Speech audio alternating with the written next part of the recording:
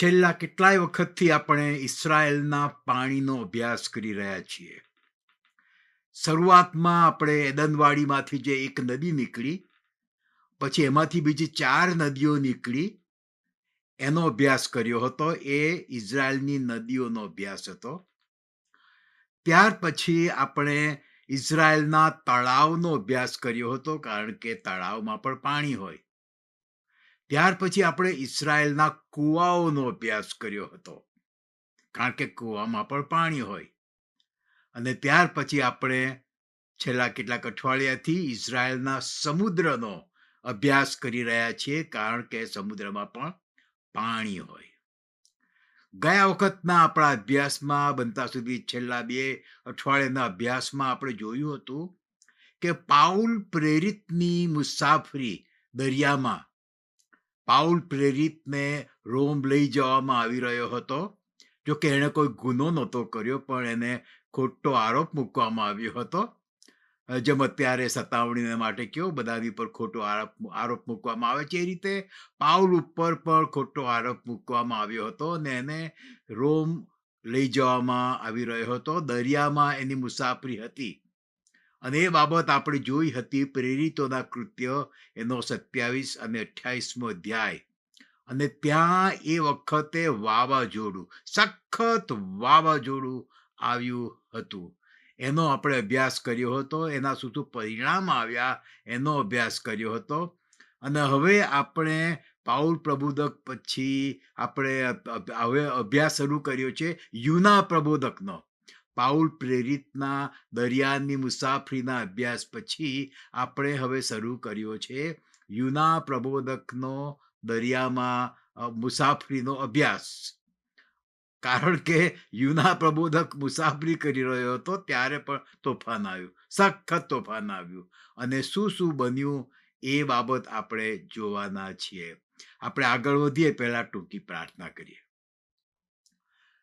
અમારી પ્રાર્થનાઓના સાંભળનાર અમારા જીવતા પ્રભુ, અમારા જીવતા દેવ, અમે બહુ હિંમતથી તમારી આગળ આવીને બોલી શકીએ છીએ, કારણ કે તમે મૂર્તિ નથી. હા પ્રભુ, તમે મૂર્તિ નથી. તમને તો કાન છે સાંભળવાને માટે, તમને આંખ છે જોવાને માટે.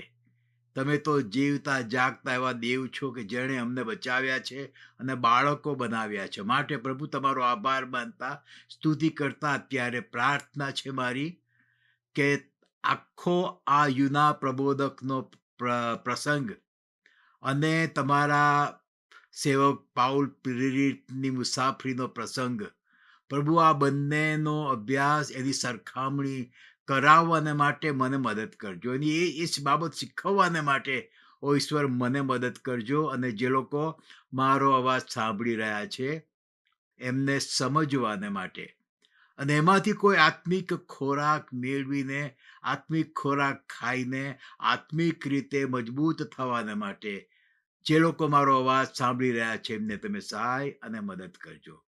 તમારા પુત્ર પ્રભુ ઈસુના નામમાં માંગીએ છીએ. સાંભળો અને સ્વીકાર કરો.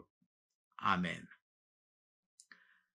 આપણે યુના પ્રબોધકની મુસાફરી, દરિયામાં એની મુસાફરીનો અભ્યાસ કરવાની શરૂઆત કરીએ છીએ.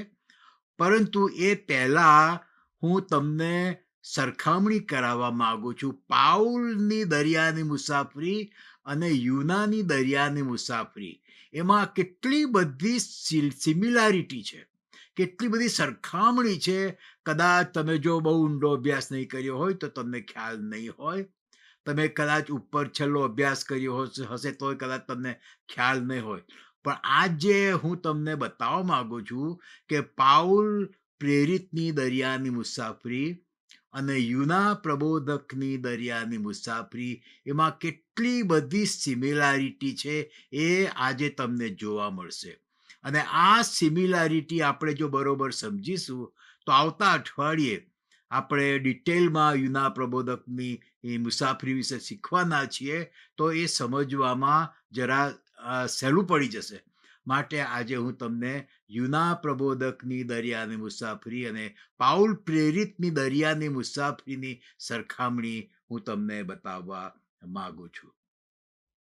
આપણે આખો યુનાનો પ્રસંગ તો સારી રીતે જાણીએ જ છીએ કે ઈશ્વરે એને કીધું પહેલા અધ્યાયને પહેલી કલમમાં ઈશ્વરે એને કીધું કે તું મોટા નગર નીનવે જા અને તેની વિરુદ્ધ પુકાર કર, કેમ કે તેઓની દુષ્ટતા મારી આગળ આવી છે.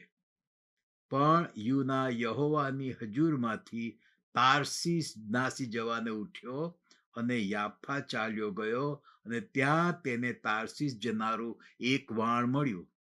આ બાબત આપણને યુના પ્રબોધકના પહેલા અધ્યાયમાં જોવા મળે છે. યુના પ્રબોધક છે, ઈશ્વરનો અવાજ એણે સાંભળ્યો છે. ઈશ્વર એને ખાસ એક કામ સોંપે છે, સેવા સોંપે છે, પણ પ્રબોધક હોવા છતાંય ભાગે છે.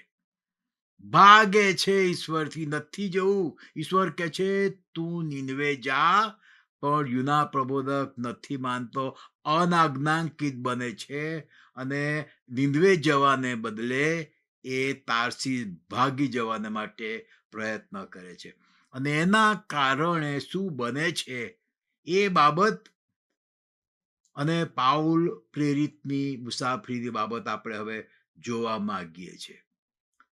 યુના પ્રબોધકનું પુસ્તક એનો પહેલો અધ્યાય અને એની 3 કલમ તમે વાંચી અને 4થી કલમમાં જુઓ શું લખ્યું છે.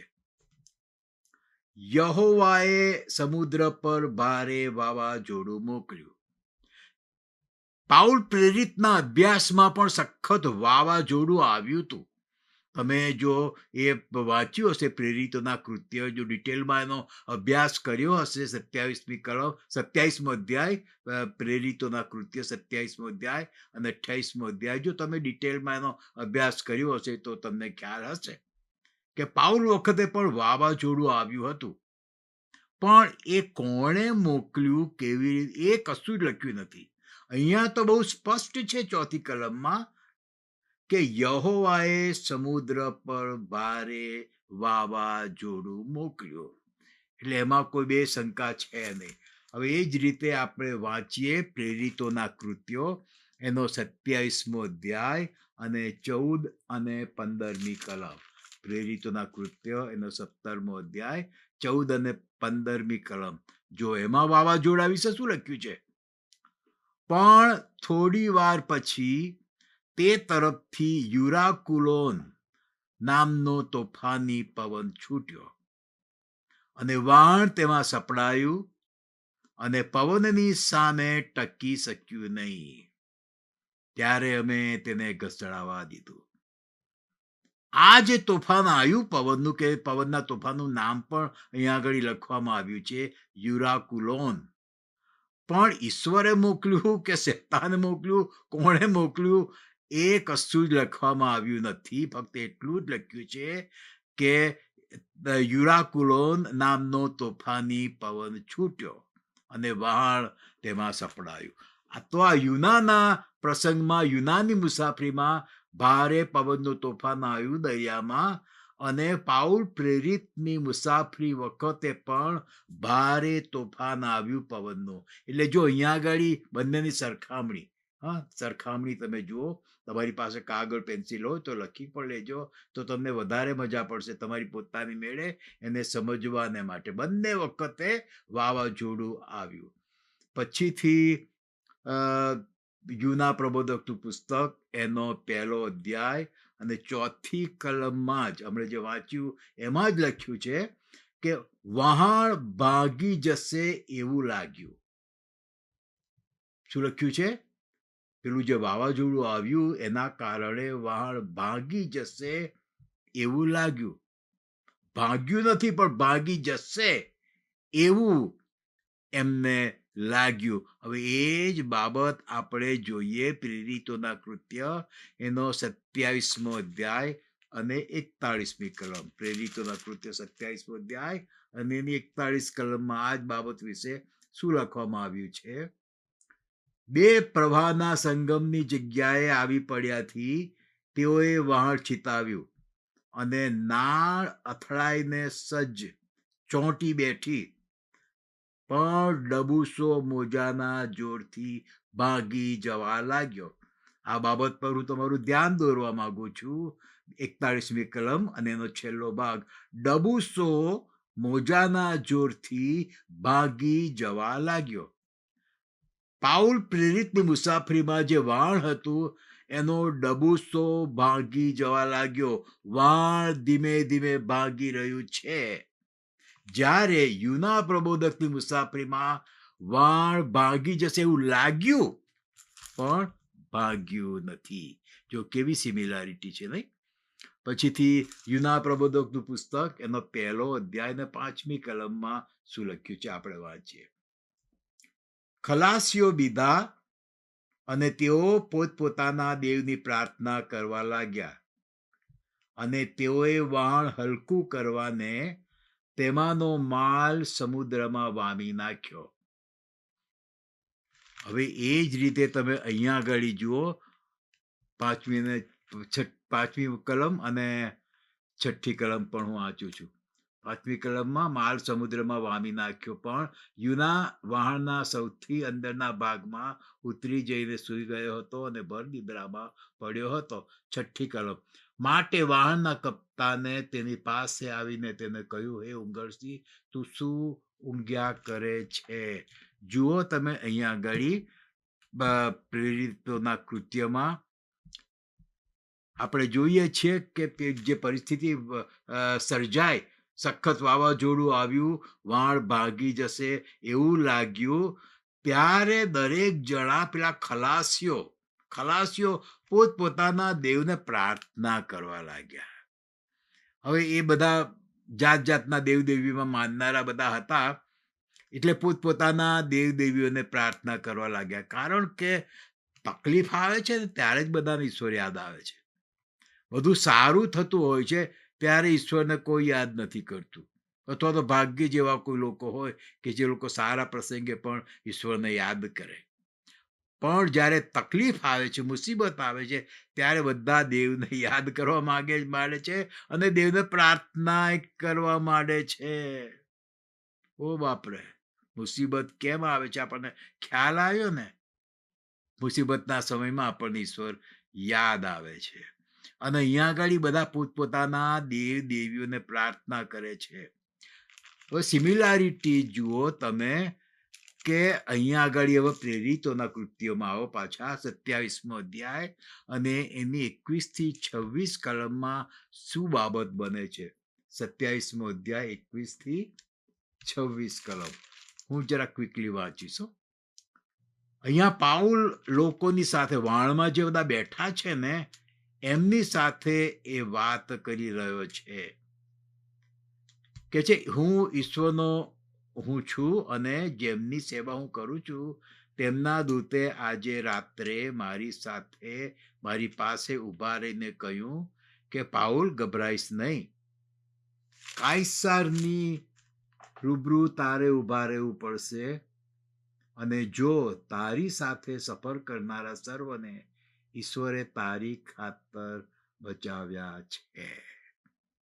યુના પ્રબોધકના પુસ્તકમાં પેલા ખલાસીઓ એમના પોતપોતાના દેવ દેવીઓને પ્રાર્થના કરે છે, પણ ઈશ્વરનો સેવક પ્રબોધક યુના ઊંઘે છે.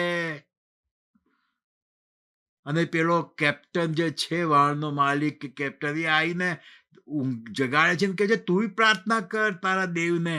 બધા કે છે કે બધા પોતપોતાના દેવ દેવીઓને પ્રાર્થના કરે છે, તો તું પ્રાર્થના કર. જ્યારે પ્રેરિતોના કૃત્યોમાં પાઉલની મુસાફરી વખતે તો ઈશ્વર પાઉલની સાથે વાત કરે છે. જોયું? અહીંયા આગળ યુનાના પ્રસંગમાં લોકો ઈશ્વર સાથે વાત કરે છે પ્રાર્થના દ્વારા. જ્યારે પાઉલની મુસાફરીમાં તોફાન આવ્યું ત્યારે ઈશ્વર પાઉલની સાથે વાત કરે છે. કેવો વિરોધાભાસ છે, કેવી જુદા જ પ્રકારની સિમિલારિટી અહીંયા આગળ આપણને જોવા મળે છે. બંને વાણમાં ઈશ્વરના સેવકો, બંને વાણ જઈ રહ્યું છે ત્યારે પવનનું ભારે તોફાન, કેટલી બધી સિમિલારિટી અહીંયા આગળ આપણને જોવા મળે છે. હવે યુના પ્રબોધકનું પુસ્તક એનો 1લો અધ્યાય અને 7મી અને 8મી કલમમાં પાછા આવીએ. 1લો અધ્યાય અને 7 અને 8મી કલમમાં શું લખ્યું છે? તે સર્વએ એકબીજાને કહ્યું, ચાલો આપણે ચિઠ્ઠીઓ નાખીને જોઈએ કે કોને કારણે આપણા પર આ વિઘ્ન આવ્યું છે. તેથી તેઓએ ચિઠ્ઠીઓ નાખીને ચિઠ્ઠી યુનાના નામની નીકળી. ત્યારે તેઓએ તેને પૂછ્યું, કૃપા કરીને અમને કહે કે તું કોણ છે, જેને કારણે આ વિઘ્ન આપણા પર આવ્યું છે? તારો ધંધો શું છે? તું ક્યાંથી આવે છે? તારો દેશ કયો છે? તું કઈ પ્રજામાંનો છે? આ બધું કેમ થઈ રહ્યું છે? તોફાન કેમ આવ્યું? એ જાણવાને માટે આ લોકો પ્રયત્ન કરે છે કે કોક વાણમાં હોવું જોઈએ કે જેના કારણે આવું જાનનું જોખમ થાય એવો ભારે તોફાન આવ્યો છે. અને પછી યુનાનને એ લોકો પ્રશ્ન પૂછે છે, 5 પ્રશ્ન પૂછે છે. તું કોણ છે? તારો ધંધો શું છે? તું ક્યાંથી આવે છે? તારો દેશ કયો છે? અને તું કઈ પ્રજામાંનો છે? કારણ કે પેલી ચિઠ્ઠી એના નામે નીકળી ને. ચિઠ્ઠીઓ નાખી કે કોના કારણે આ થઈ રહ્યું છે, તો ચિઠ્ઠીઓ નાખી એમાં યુનાનું નામ નીકળ્યું. અને પછી લોકો એને 5 પ્રશ્ન પૂછે છે, જેનો જવાબ યુના એક જ વાક્યમાં આપે છે. 5 પ્રશ્નોનો જવાબ એક જ વાક્યમાં આપે છે, હું હિબ્રુ છું અને હું સમુદ્ર તથા કોરી ભૂમિના કરતા સૈન્યોના દેવ, સૈન્યોના ઈશ્વર યહોવાનો ભક્ત છું. અહીંયા આગળ આપણને જોવા મળે છે, કરુણ બાબત છે કે યુનાને લીધે લોકો નાશ પામી રહ્યા છે. જોયું? યુનાને લીધે લોકો નાશ પામી રહ્યા છે.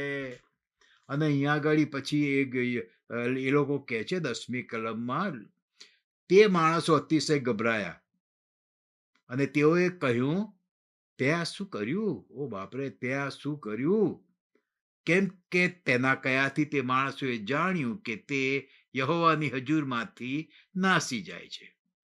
એટલે યુના પ્રબોધકે આ વાળના લોકોને ડિટેલ્સમાં પણ કીધું હોવું જોઈએ કે ઈશ્વર એને નિનવે મોકલી રહ્યો હતો, પણ એ નાસી જઈ રહ્યો છે અને તાર્સીસ તરફ આ વાળમાં બેસીને જઈ રહ્યો છે.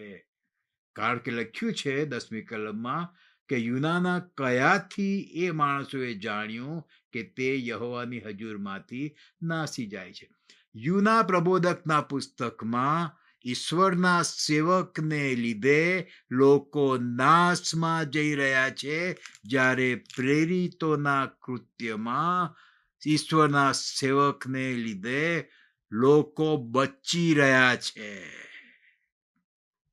હા, ઈશ્વરના સેવકને લીધે લોકો બચી રહ્યા છે. જુઓ, પ્રેરિતોના કૃત્યો 27 અધ્યાય અને એની 14મી કલમમાં કેટલું સરસ લખવામાં આવ્યું છે.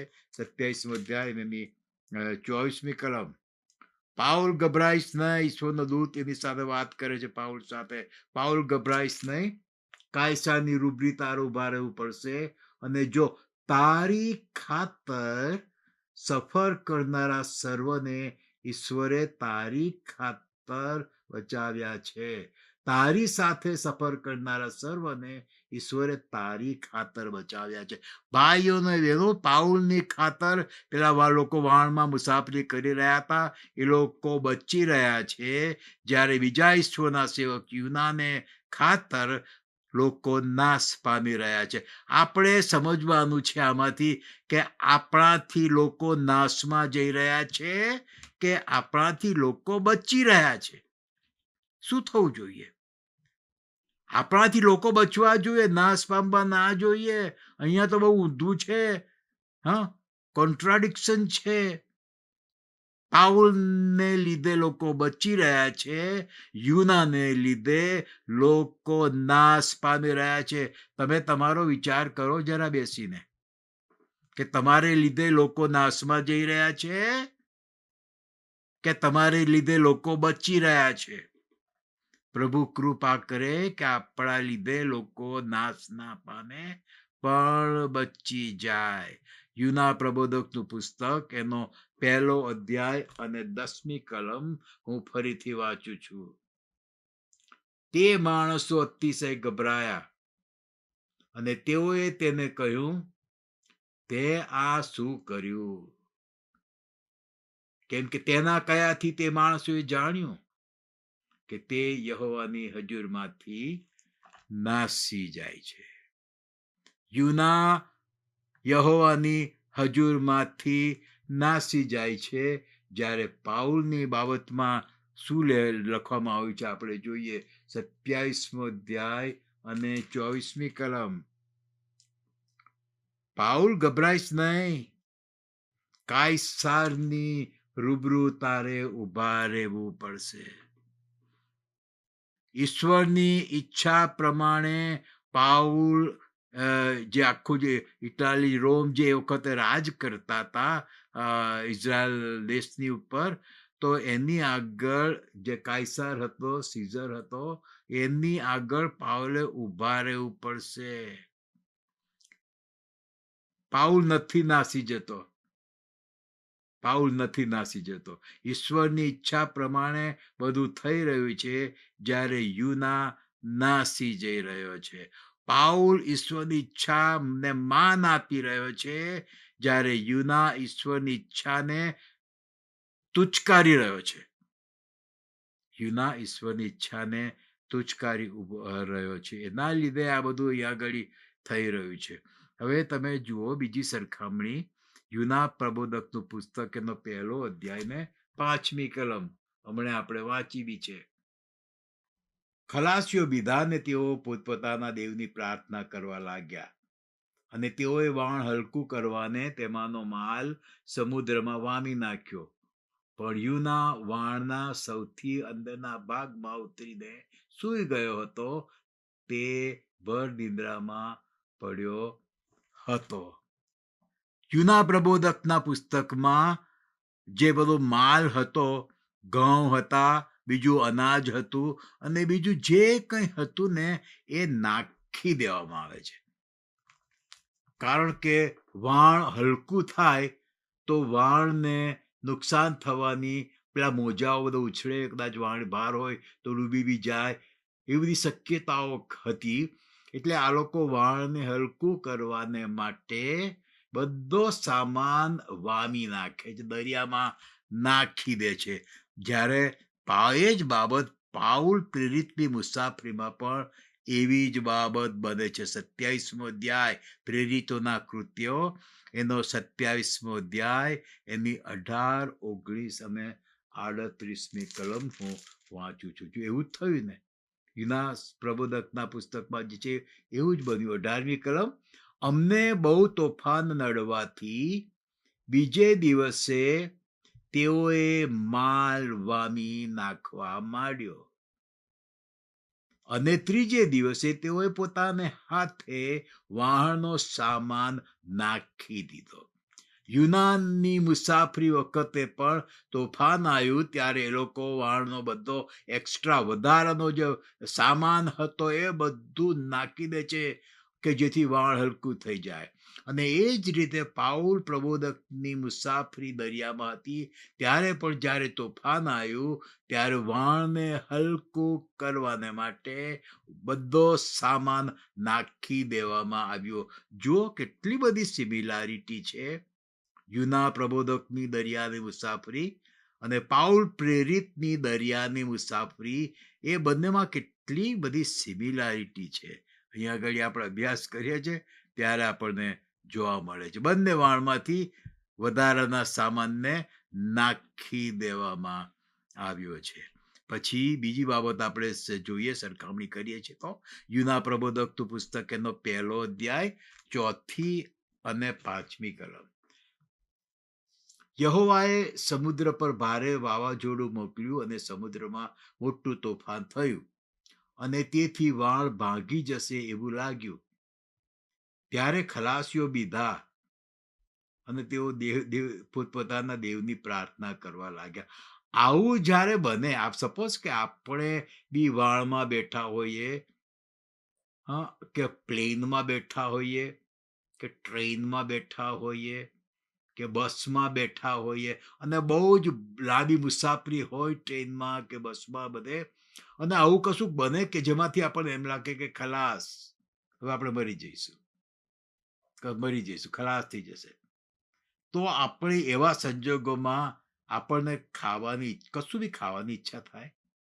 ના ઈચ્છા થાય. આપણે એટલા બધા ચિંતામાં પડી જઈએ, બીકમાં પડી જઈએ કે આપણને ખાવાની ઈચ્છા ના થાય. ખાવાનું હોય તોય ઈચ્છા ના થાય ને ખવાય બી નહીં આપણાથી. આવા સંજોગોમાં આપણાથી ખવાય નહીં. એ જ બાબત આપણને પાઉલ પ્રેરિતની મુસાફરીમાં જોવા મળે છે. 27મો અધ્યાય, પ્રેરિતોના કૃત્ય 27મો અધ્યાય અને એની 33 અને 34મી કલમમાં આ જ બાબત આપણને જોવા મળે છે, પણ જુદી રીતે. 33મી કલમમાં લખ્યું છે, દિવસ ઉગવાનો હતો એટલામાં પાઉલે સર્વને ખોરાક લેવાને વિનંતી કરી. યુના પ્રબોધકની મુસાફરીમાં એવી પરિસ્થિતિ ઉપસ્થિત થઈ છે કે લોકો ખાતા નથી, કારણ કે ખવાય જ નહીં ને કેવી રીતે ઈચ્છા થાય. પણ પાઉલ પ્રબોધકની મુસાફરીમાં પણ એવું જ તોફાન છે, ભયંકર પરિસ્થિતિ છે, પણ પાઉલ બધાને ખાવાને માટે ઉત્તેજન આપે છે, કારણ કે 14 દિવસ સુધી એ લોકોએ ખાધું જ નહોતું. જો આપણે વાંચીએ 33 અને 34 કલમ. દિવસ ઉગવાનો હતો એટલામાં પાઉલે સર્વને ખોરાક લેવાને વિનંતી કરીને કહ્યું, આજ 14 દિવસ થયા રાહ જોતા જોતા અને લાંગણ કરીને કંઈ ખાધું નથી. 14 દિવસ સુધી પાઉલ પ્રેરિતની મુસાફરીમાં જે કંઈ બનાવ બન્યો તોફાન પવનના લીધે 14 દિવસ સુધી વિચાર કરો, લોકોએ કશું ખાધું નહોતું, કારણ કે એ લોકો બીજ ગયા હતા. એક બાજુ તો અંધારું હતું, સૂરજ ના ઉગે દિવસે, રાત્રે ચાંદો ના ઉગે, તારા કશું જ નહીં, અને આવો ભયંકર પવન, હાલમ ડોલમ થાય, ક્યાં જાય છે કઈ ખબર ના પડે અંધારામાં. 14 દિવસ સુધી લોકોએ ખાધું નહીં. 34મી કલમ કહે છે, પાઉલ પછી કહે છે બધાને, ખાઓ, તમે ખાઓ, હું તમને વિનંતી કરું છું કે કંઈક ખાઓ, કંઈક ખોરાક ખાઓ, કારણ કે એ તમારા રક્ષણ માટે છે. અને પાઉલ બધાને ઉત્તેજન આપે છે, કારણ કે ઈશ્વરે પાઉલ સાથે વાત કરી છે. યુનાની મુસાફરીમાં બધા પ્રાર્થના કરતા હતા, પણ કોને? ખોટા દેવીઓને પ્રાર્થના કરતા હતા કે જે જવાબ જ ના આપે. અને જેનો દેવ જવાબ આપે એવો યુના પ્રબોધક પ્રાર્થના જ નથી કરતો, ઊંઘે છે. પ્રાર્થના કરવાને બદલે ઊંઘે છે. એટલે અહીંયા આગળ પણ આપણને જોવા મળે છે કે યુના પ્રબોધકના પુસ્તકમાં લોકો ખાતા નથી, કારણ કે એ લોકોને સખત બીક લાગી ગઈ છે કે બધા મરી જશે. અહીંયા પાઉલની મુસાફરીમાં પણ લોકોએ 14 દિવસ સુધી ખાધું નથી, એટલે પાઉલ લોકોને ઉત્તેજન આપે છે ખાવાને માટે. અને પછીથી તમે 35મી કલમમાં આવો. પાઉલ એમ કહીને રોટલી લીધી અને સર્વની આગળ ઈશ્વરની સ્તુતિ કરી અને તે ભાગીને ખાવા લાગ્યો. ત્યારે તેઓ સર્વને હિંમત આવી અને તેઓએ પણ ખોરાક લીધો. યુનાની મુસાફરી વખતે લોકો ખાતા નથી. પાઉલની મુસાફરી વખતે લોકોએ 14 દિવસ સુધી ખાધું નથી, પણ પછી ખાય છે. અને પાઉલે લોકોને ઉત્તેજન ના આપ્યું હોત તો બીક ના માર્યા એ લોકોએ પણ કશું જ ખાધું ના હોત. પણ પાઉલ એ લોકોને ઉત્તેજન આપે છે, કારણ કે ઈશ્વરે પાઉલ સાથે વાત કરી હતી. ઈશ્વર યુનાની સાથે પણ વાત કરત જો યુનાએ પ્રાર્થના કરી હોત ને, તો યુના સાથે ઈશ્વરે વાત કરી હોત. જેમ પાઉલ સાથે તોફાન થયું, દરિયામાં વાત કરી, એમ યુના સાથે વાત કરી હોત. પણ યુના તો ઊંઘે છે. યુના તો ઊંઘે છે. પછી આવીએ આપણે યુના પ્રબોધકનું પુસ્તક, 1લો અધ્યાય 11 અને 13મી કલમ. યુના 1:11 અને 13. તેઓએ યુનાને પૂછ્યું, અમે તને શું કરીએ કે સમુદ્ર અમારે માટે શાંત થાય? કેમ કે સમુદ્ર વધારે ને વધારે તોફાની થતો જતો હતો. 13મી કલમમાં આપણે આવીએ. પરંતુ કિનારે પહોંચી જવાને માટે તે માણસોએ બહુ જ હલેસા માર્યા. જૂના પ્રબોધકના પુસ્તકમાં આપણે જોઈએ છે કે પેલા ખલાસીઓ હલેસા માર કરે છે, પણ ક્યાંથી પત્તો ખાય, ક્યાંથી પત્તો ખાય? પોતાના પ્રયત્નોથી કોઈ માણસ બચી શકતો નથી. જૂના પ્રબોધકના પુસ્તકમાં બધા હલેસા મારે છે કે આપણે વળી કદાચ બચી જઈશું, પણ આપણે સમજવું જોઈએ, શીખવું જોઈએ કે આપણે આપણા પોતાના પ્રયત્નોથી બચી શકતા નથી. એમાં ઈશ્વરમાં ઇન્વોલ્વ થવા જોઈએ. એ બાબતે આગળ આપણને શીખવા મળે છે કે અહીંયા આગળ જૂના પ્રબોધકના પુસ્તકમાં પોતે ને પોતે પ્રયત્ન કરે છે બચી જવાને માટે, પણ સમુદ્ર તો વધારે ને વધારે તોફાની થતો જાય છે. 1 અધ્યાય ને 11 ને 13મી કલમમાં આપણે વાંચીએ છીએ કે યુના પ્રબોધકના પુસ્તકમાં સમુદ્ર વધારે ને વધારે તોફાની થતો ગયો. સમુદ્ર વધારે ને વધારે તોફાની થતો ગયો. યુના પ્રબોધકના પુસ્તકમાં જેટલા એ લોકો પોતે ને પોતે પ્રયત્ન કરે છે, એમ પિતાજી એમ પેલો પવન વધારે ને વધારે તોફાની થતો જાય છે. એ જ બાબત પાઉલ પ્રેરિતની દરિયાની મુસાફરીમાં પણ બને છે. પ્રેરિતોના કૃત્યો એનો 27મો અધ્યાય અને 18મી કલમ. 27મો અધ્યાય અને 18મી કલમમાં શું લખ્યું છે? બહુ તોફાન નડવાથી બીજે દિવસે તેઓએ માલ વામી નાખવા માંડ્યો. અને 20મી કલમમાં ઘણા દિવસ સુધી સૂર્ય કે તારા દેખાયા નહીં, ભારે તોફાન ચાલુ જ રહ્યું, તેથી બચાવની બિલકુલ આશા રહી નહીં. પાઉલ પ્રેરિતની મુસાફરીમાં તોફાન વધતું ને વધતું જાય છે. યુના પ્રબોધકની દરિયાની મુસાફરીમાં પણ સમુદ્ર વધારે ને વધારે તોફાની થતો જાય છે. ભારે પવન વધારે ને વધારે ફૂંકાઈ રહ્યો છે. બંને મુસાફરીમાં એ જ બાબત છે કે સમુદ્ર વધારે ને વધારે તોફાની થતો જાય છે, વાવાઝોડું વધારે ને વધારે થતું જાય છે, અને એ લોકોને માટે જાણે કે કોઈ જ આશા નથી ને એવું એ લોકોને લાગે છે. હવે જોઈએ બીજી બાબત. યુના પ્રબોધકનું પુસ્તક એનો 1 અધ્યાય અને 13મી કલમ. શું લખ્યું છે? કિનારે પહોંચી જવાને માટે તે માણસોએ બહુ જ હલેસા માર્યા.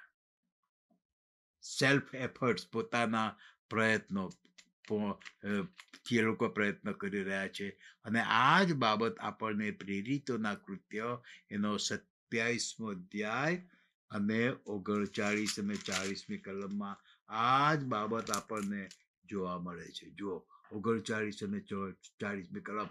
દિવસ ઉગ્યો ત્યારે તેઓ તે પ્રદેશને ઓળખી શક્યા નહીં, પણ રેતીના કાંઠાવાળી એક ખાડી જોઈ અને વહાણને હંકારીને તે કિનારા પર ચિતાવી શકાય કે કેમ એ વિશે તેઓએ મસલત કરી. તેઓએ લંગરો છૂટા કરીને સમુદ્રમાં રહેવા દીધા, અને તે જ વખતે સુકાનના બંધ છોડીને આગલો સડ પવન તરફ ચડાવીને કાંઠા તરફ જવા લાગ્યા. અહીંયા બી બંને જગ્યાએ આ લોકો પ્રયત્ન કરી રહ્યા છે કે સેફલી વાળને કોઈ જગ્યાએ કિનારે લઈ જવાય. એ માટે બધા જ પ્રયત્ન કરી રહ્યા છે. યુના પ્રબોધકના પુસ્તકમાં જે ખલાસીઓ હતા એ લોકો પ્રયત્ન કરી રહ્યા છે, અને પ્રેરિતોના કૃત્યમાં 27મો અધ્યાય 39-40મી કલમમાં પણ આપણને એ જ જોવા મળે છે કે આ લોકો લાગ શોધી રહ્યા છે કે પોતાની મેળે આ વાળને કઈ રીતે દરિયા કિનારે લઈ જવું અને આ પવનમાંથી બચી જવું. બંને જગ્યાએ પ્રયત્નો ચાલી રહ્યા છે. પછી હવે આપણે આવીએ બીજી એક બાબત. જૂના પ્રબોધકનું પુસ્તક એનો 1 અધ્યાય ને 12મી કલમ. એમાં શું છે? 1 અધ્યાય ને 12મી કલમ. એમાં યુના પ્રબોધક આ પ્રમાણે કહે છે, મને ઉચકીને સમુદ્રમાં ફેંકી દો. મને ઉચકીને સમુદ્રમાં ફેંકી દો, એટલે સમુદ્ર તમારે માટે શાંત થશે. કેમ કે હું જાણું છું કે મારે કારણે આ મોટું તોફાન તમારા પર આવી પડ્યું છે. ભાઈઓ અને બહેનો, કેટલી કરુણ બાબત છે કે ઈશ્વરના એક સેવકને લીધે આ મોટું તોફાન વાળમાં બેઠેલા એક કેકની ઉપર આવી પડ્યું છે. ઈશ્વરના સેવકને લીધે તો તોફાન જતું રહેવું જોઈએ, બચી જવા જોઈએ લોકો. પણ અહીંયા આગળ ઈશ્વરના સેવકને લીધે આ બધું તોફાન આવી રહ્યું છે. યુના હવે સમજી ગયો છે કે ભાગી રહ્યો છે ને ઈશ્વરથી એટલા બધું થાય છે. એટલે કહે છે કે મને સમુદ્રમાં ફેંકી દો. હું કારણ છું, આ તોફાનનું કારણ હું છું. મને ફેંકી દેશો ને, એનું મૂળ કારણ, આ તોફાનનું મૂળ કારણ એને કાઢી નાખશો ને ફેંકી દેશો ને તો બધું શાંત થઈ જશે. કેમ કે હું જાણું છું કે મારે કારણે આ મોટું તોફાન તમારા પર આવી પડ્યું છે. અને આ જ બાબત હવે આપણે જોઈએ.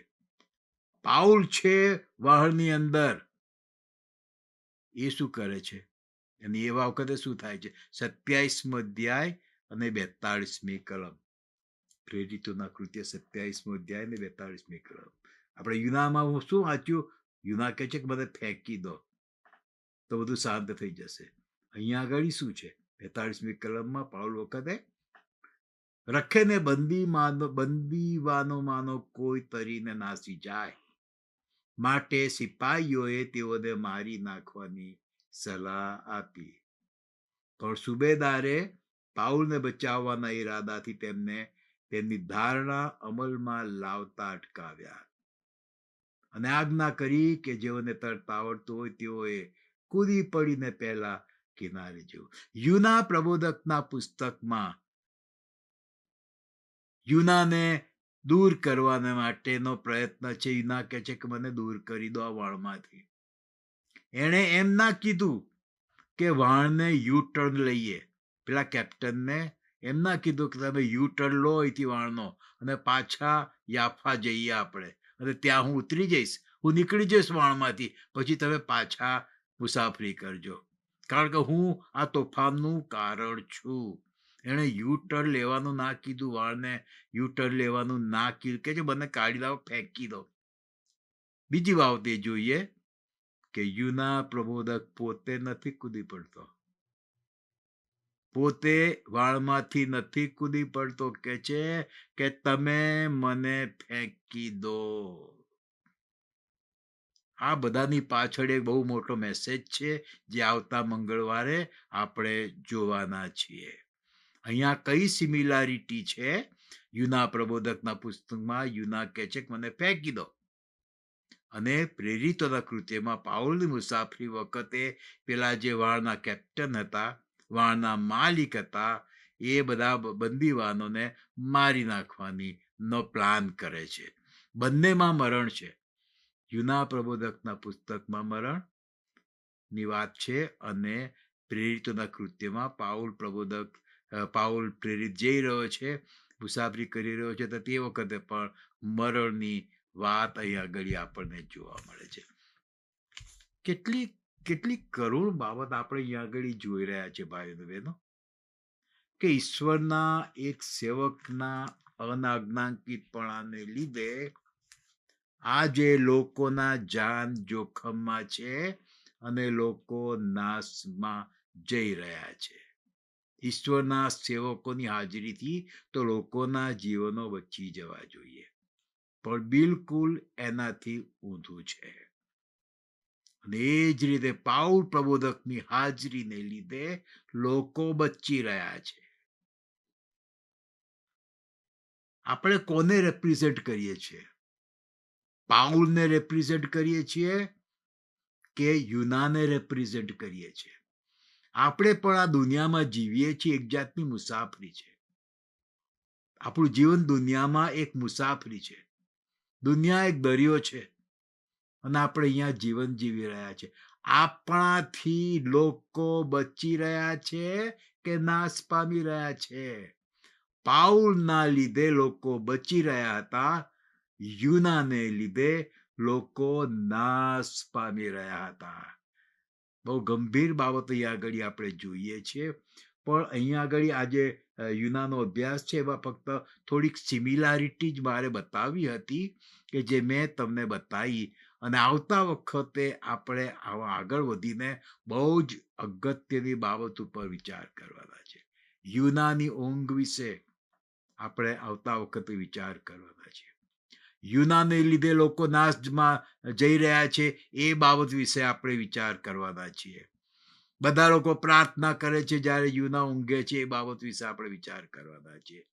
જો આજનો અભ્યાસ તમે આ બધી સિમિલારિટી મેં તમને બતાવી એ ધ્યાનમાં રાખીને આ યુના પ્રબોધકનો જે ભાગ 2 મારો મેસેજ ભાગ 2 એને તમે જરૂર સાંભળજો. ફરીથી ક્વિકલી બધું આપણે જોઈ જઈએ. યુના પ્રબોધકના પુસ્તકમાં વાવાઝોડું આવ્યું, દરિયાઈ મુસાફરીમાં વાવાઝોડું આવ્યું. પાઉલ પ્રબોધકની દરિયાઈ મુસાફરીમાં પણ વાવાઝોડું આવ્યું. બંને વખતે વાવાઝોડું આવ્યું. યુના પ્રબોધકની પુસ્તકના વાવાઝોડામાં એ વાવાઝોડું યહોવાએ મોકલ્યું હતું એ બહુ સ્પષ્ટ છે.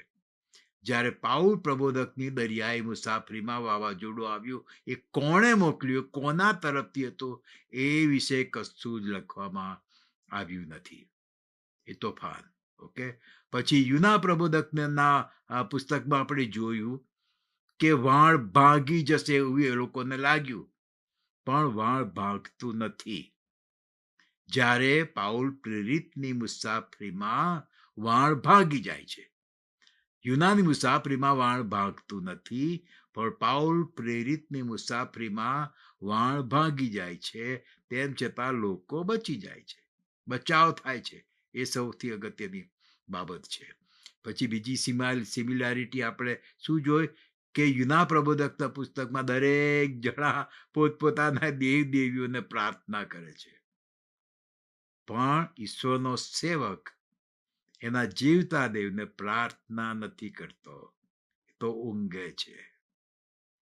એટલું જ નહીં, પણ યુના પ્રબોધકના પુસ્તકમાં પેલા લોકો એમના દેવ દેવીઓને પ્રાર્થના કરે છે, એમના દેવ દેવીઓ એમને જવાબ નથી આપતા, કારણ કે એ તો બધા મૂર્તિઓ હતા. પણ પ્રેરિતોના કૃત્યોમાં આપણે જોઈએ છે કે ઈશ્વર પાઉલની સાથે વાત કરે છે. યુના પ્રબોધકના પુસ્તકમાં એમના દેવ દેવીઓ પેલા પ્રાર્થના કરનારાઓની સાથે વાત નથી કરતા, પણ પ્રેરિતોના કૃત્યોમાં ઈશ્વર પાઉલની સાથે વાત કરે છે. પછી યુના પ્રબોધકના પુસ્તકમાં આપણે જોયું કે કોના લીધે આ તોફાન આવ્યું, કોના લીધે આ બધી મુસીબત આવી છે, તો એનો જવાબ આપણને મળે છે. કોના લીધે? ઈશ્વરના સેવકને લીધે.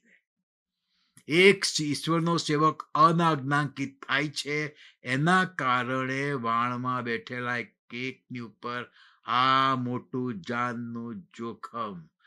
ઈશ્વરના સેવકને લીધે, અનાજ્ઞાંકિતતાને લીધે લોકો નાશમાં જઈ રહ્યા છે. જ્યારે પાઉલ પ્રેરિતની આજ્ઞાંકિતતાને કારણે વાણમાં બેઠેલા બધા લોકો બચી રહ્યા છે, બચી ગયા છે. બીજી કઈ સિમિલારિટી? યુના યહોવાની હજુરમાંથી નાસી જઈ રહ્યો છે, યહોવાની ઈચ્છાથી ભાગી રહ્યો છે. જ્યારે પાઉલ પ્રેરિત ઈશ્વરની ઈચ્છા પ્રમાણે આગળ જઈ રહ્યો છે, છેક ઇટલી, છેક રોમ, કે જ્યાં એણે મોટો જજ કાઈસાર એની આગળ એણે ઊભા રહેવાનું હતું, એ તરફ એ બીક વગર જઈ રહ્યો છે. યુના ભાગી રહ્યો છે, જ્યારે પાઉલ પ્રેરિત બીક વગર જ્યાં જવાનું હતું ત્યાં જઈ રહ્યો છે. યુના પ્રબોધકના પુસ્તકમાં તોફાન આવ્યું ત્યારે માલ સમુદ્રમાં ફેંકી દેવામાં આવે છે. અને એ જ રીતે પાઉલ પ્રેરિતની મુસાફરીમાં પણ જ્યારે પવનનું ભારે તોફાન આવ્યું ત્યારે માલને સમુદ્રમાં નાખી દેવામાં આવે છે. એટલે બંને મુસાફરી વખતે, યુનાની મુસાફરી અને પાઉલ પ્રેરિતની મુસાફરી, બંને વખતે તોફાન આવ્યું તો જે માલ હતો વાળમાં, પુષ્કળ માલ હોય, બધો જ કાર્ગો, બધો જ સામાન ફેંકી દેવામાં આવે છે. બંને વખતે ફેંકી દેવામાં આવે છે. યુના પ્રબોધકના પુસ્તકમાં ખાવાનું તો હતું બધાની પાસે, પણ એટલી ભયંકર પરિસ્થિતિ હતી, એવા બીકમાં એ લોકો પડી ગયા હતા કે ખાવાની ઈચ્છા જ ના થાય. અને ખાય કદાચ તો પેટમાં ઉતરેય નહીં. અને ઉતરે તો કદાચ પચેય નહીં. આવી ભયંકર પરિસ્થિતિ હતી. જ્યારે પાઉલ પ્રેરિતની મુસાફરીમાં પાઉલ બધાને ખાવાને માટે ઉત્તેજન આપે છે. એ લોકોએ પણ 14 દિવસ સુધી કશું ખાધું નથી. પાઉલ પ્રેરિતની મુસાફરી વખતે પણ આવું જ તોફાન આવ્યું અને લોકોએ બીકને લીધે 14 દિવસ સુધી કશું ખાધું નહીં. પણ પાઉલ લોકોને ખાવાનું ઉત્તેજન આપે છે અને પછી બધાય લોકો ખાય છે. એ જ રીતે પછી યુના પ્રબોધકના પુસ્તકમાં સમુદ્ર વધારે ને વધારે તોફાની થતો જાય છે અને પાઉલ પ્રેરિતની મુસાફરી વખતે પણ પવન વધારે અને વધારે તોફાની થતો જાય છે. બંને મુસાફરી વખતે, યુનાની મુસાફરી અને પાઉલ પ્રેરિતની મુસાફરી બંને વખતે તોફાન વધારે ને વધારે તોફાન તો સમુદ્ર વધારે ને વધારે તોફાની થતો જાય છે. પેલો વાવાઝોડું વધારે ને વધારે ખરાબ થતું જાય છે. યુના પ્રબોધકના પુસ્તકમાં બધા ખલાસીઓ હલેસા મારે છે, હલેસા મારે છે. બધા જ પ્રયત્નો કરે છે કે એક ક્યાં બીજી રીતે વાણને દરિયા નજીકના કોઈ ટાપુ પર કે કોઈ પણ જગ્યાએ કિનારા પર આપણે લઈ જઈએ. એવા બધા જ પ્રયત્નો કરે છે, પણ કશું વળતું નથી. ને એ જ રીતે પાઉલ પ્રેરિતની મુસાફરી વખતે પણ પ્રયત્નો કરવામાં આવે છે. બધા જ પ્રયત્નો કરવામાં આવે છે કે વાળને સહી સલામત કિનારા ઉપર, ભલે બીજો કોઈ ટાપુ હોય, ગમે તે હોય, પણ કોઈ પણ કિનારા ઉપર વાળને લઈ જવા માટે બંને વખતે, યુનાના વખતે અને પાઉલ પ્રેરિતના વખતે પણ પ્રયત્ન કરવામાં આવે છે. યુના પ્રબોધકના પુસ્તકમાં યુના કહે છે કે મને ફેંકી દો. અને પાઉલ પ્રેરિતના વખતમાં જે વાળના માલિક હતા અને કેપ્ટન હતા, એ લોકો બંદીવાનોને મારી નાખવાની વાત વિચાર કરે છે, પ્લાન કરે છે. એટલે બંને વખતે મરણ એ બાબત અહીંયા ઘડી વિચારાઈ રહી છે. આપણે ખ્યાલમાં રાખીએ,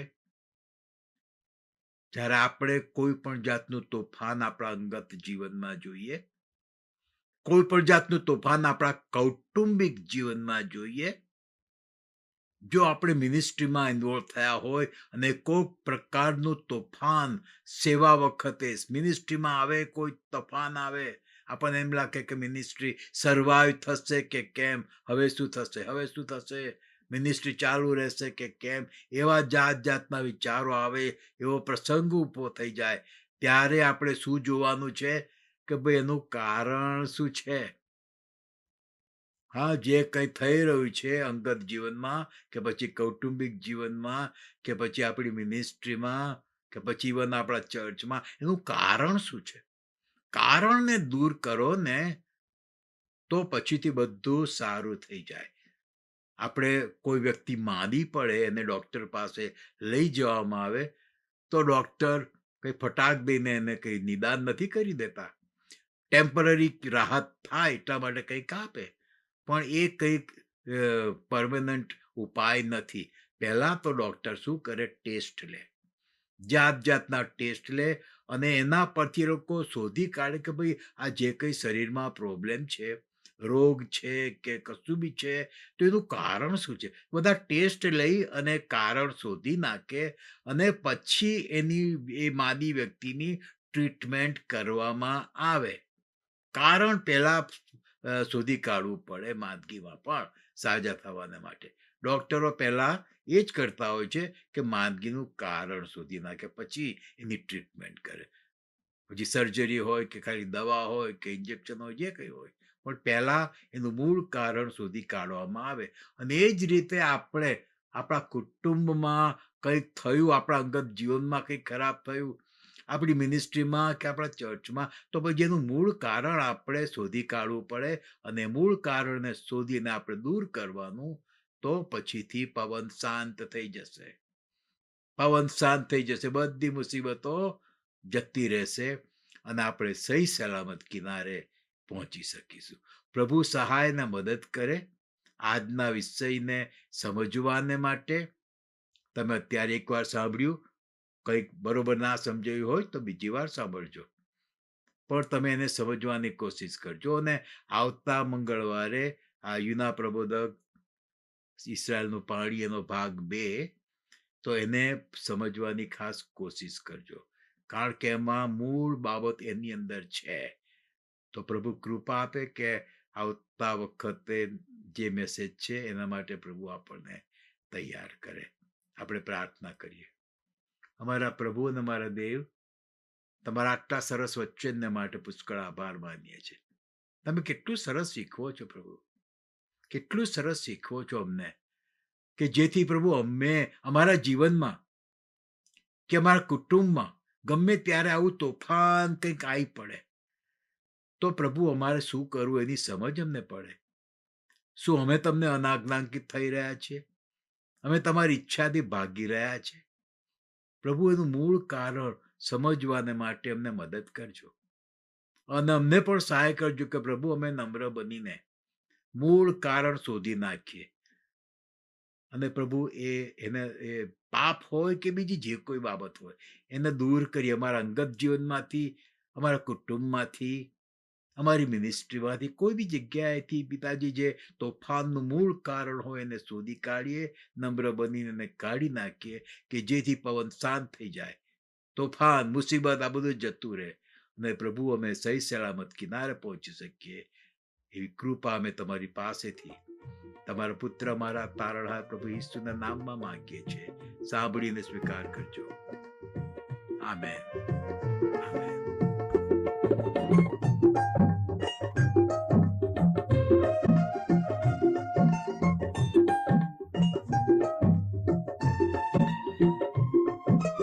ये दुनिया के लोग बाधा डालेंगे, तुझ में है जो हिम्मत उसको तोड़ेंगे.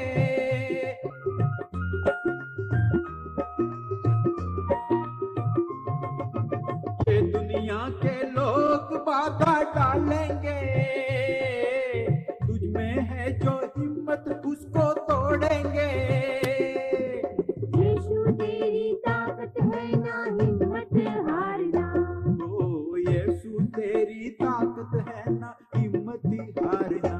राही रे राही रे राही रे राही रे. तूफानों से डरना कैसा, आगे ही तू बढ़ते जाना. तूफानों से डरना कैसा, आगे ही तू बढ़ते जाना. यीशु तेरा साथी है, फिर काहे को घबराना. यीशु तेरा साथी है, फिर काहे को घबराना. राही रे राही रे राही रे